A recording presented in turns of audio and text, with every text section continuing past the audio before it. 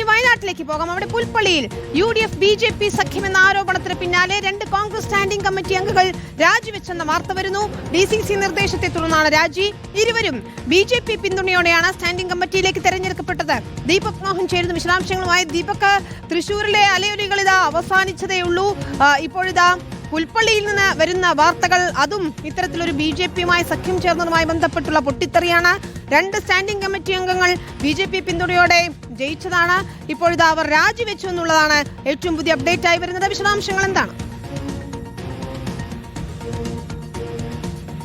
വിനീത, പുൽപ്പള്ളി ഗ്രാമപഞ്ചായത്ത് LDF-നാണ് ഭൂരിപക്ഷം. അതായത് 9 സീറ്റ് LDF-നും 8 സീറ്റ് UDF-നും 4 സീറ്റ് BJPക്കുമായിരുന്നു. എന്നാൽ സ്റ്റാൻഡിംഗ് കമ്മിറ്റി തെരഞ്ഞെടുപ്പുമായി ബന്ധപ്പെട്ടാണ് UDF BJP അവിശുദ്ധ കൂട്ടുകെട്ടുണ്ടായതും തുടർന്ന് അങ്ങോട്ടും ഇങ്ങോട്ടും സഹായങ്ങൾ ചെയ്യുകയും പിന്നീട് ഈ ആരോഗ്യ ക്ഷേമകാര്യ വകുപ്പ് അതോടൊപ്പം വിദ്യാഭ്യാസ സ്റ്റാൻഡിംഗ് കമ്മിറ്റിയിലേക്കുള്ള തെരഞ്ഞെടുപ്പിനൊക്കെ പരസ്പരം വോട്ട് ചെയ്ത് സഹകരിച്ചത്.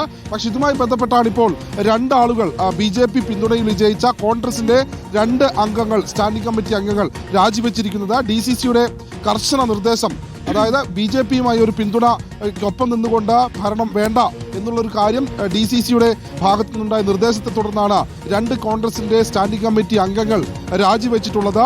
സെലിൻ മാനുവൽ, ഗീതാ കുഞ്ഞികൃഷ്ണൻ എന്നിവരാണ് രാജിവെച്ചത്. ഇരുവരും BJP പിന്തുണയോടുകൂടി സ്റ്റാൻഡിംഗ് കമ്മിറ്റിയിലേക്ക് വിജയിച്ചു വന്ന ആളുകളായിരുന്നു. നിലവിലിപ്പോൾ വയനാട് പുൽപ്പള്ളി ഗ്രാമപഞ്ചായത്തിൽ UDF BJP സഖ്യമില്ല എന്ന് തന്നെ പറയാം. പക്ഷെ ഒരു ഘട്ടത്തിൽ ഭരണത്തിലേക്ക് എത്തുന്ന സമയത്തൊക്കെ ഇരുപക്ഷവും, അതായത് BJPയും UDF-ഉം ചേർന്നുകൊണ്ട്. ശരി, ഏതായാലും ഇപ്പോൾ 2 പേർ രാജിവെച്ചിരിക്കുന്നു സ്റ്റാൻഡിംഗ് കമ്മിറ്റി അംഗങ്ങൾ എന്നതാണ് ദീപക് മോഹൻ റിപ്പോർട്ട് ചെയ്യുന്നത്.